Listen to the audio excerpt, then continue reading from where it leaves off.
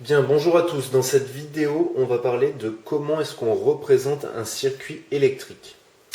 Alors, je vous ai déjà monté un circuit électrique ici, avec un générateur qui est relié à une lampe, qui elle-même est reliée à un interrupteur, qui reboucle sur le générateur. Bien. Donc, vous voyez que j'ai utilisé, comme on l'a expliqué dans la vidéo précédente, les fils de couleur associés aux bornes. Donc, la borne plus avec le fil rouge, la borne moins avec le fil noir. Et entre deux bornes neutres, j'ai mis un fil bleu. Je précise une chose, la couleur des fils, c'est juste pour mieux visualiser un circuit. C'est physiquement, si vous mettez un fil noir à la place du rouge, ça va être pareil. Mais pour mieux se visualiser un circuit, on utilise des fils de couleur. Bien. Alors, comment est-ce qu'on fait pour représenter un circuit et pourquoi est-ce qu'on veut le schématiser? Eh bien, la raison, elle est simple, c'est que déjà, ça serait très long de dessiner précisément le circuit qu'on a sous les yeux maintenant. Donc, on veut que ça soit plus rapide à faire et que ça soit vraiment facile à comprendre pour tout le monde. Imaginons qu'on ait un circuit bien plus compliqué que ça. Dessiner, ça va être très compliqué. Donc, il faut qu'on trouve un moyen de le représenter de manière à ce que tout le monde comprenne et que ce soit simple. Donc, pour cela, on a décidé d'accorder un dessin à chacun des composants électroniques d'un circuit. Donc le générateur, pour commencer, qui est là, on le représente avec un G entouré dans un rond.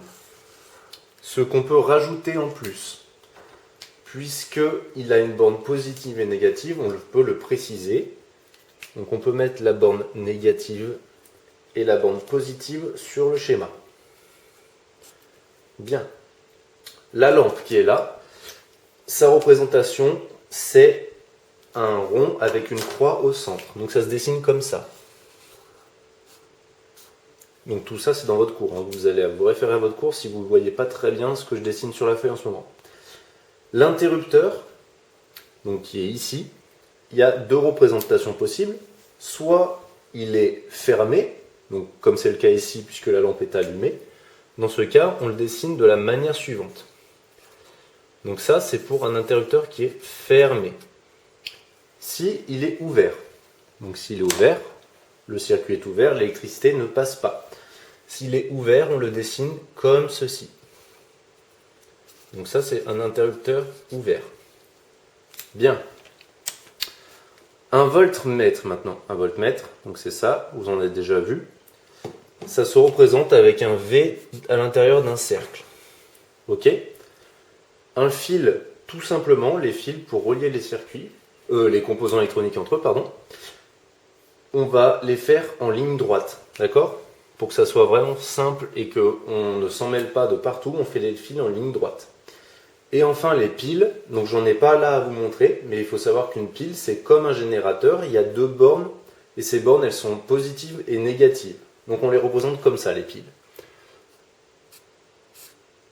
Donc les traits verticaux correspondent aux deux bornes.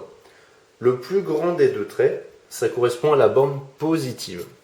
Et le plus petit des deux traits, ça correspond à la borne négative. Donc maintenant qu'on a tout ça, eh ben on peut représenter un circuit. Alors, dernière chose à savoir, c'est qu'un circuit, on le représente dans sa globalité sous forme rectangulaire. Pourquoi? C'est parce que ça permet de simplifier la visualisation d'un circuit. Faisons un exemple rapide. Essayons de schématiser ce circuit qu'on a ici. Nous avons donc un générateur. Donc je vais commencer par dessiner mon générateur. Hop. Je peux rajouter la borne négative et la borne positive. Alors, partons de la borne positive. Et le borne positive, c'est le fil rouge. Donc le fil rouge, hop, il va jusqu'à ma lampe qui est ici. Donc je peux dessiner le fil. J'ai dit qu'on était de manière rectangulaire jusqu'à une lampe. Voilà. Cette lampe, elle est reliée elle-même à un interrupteur.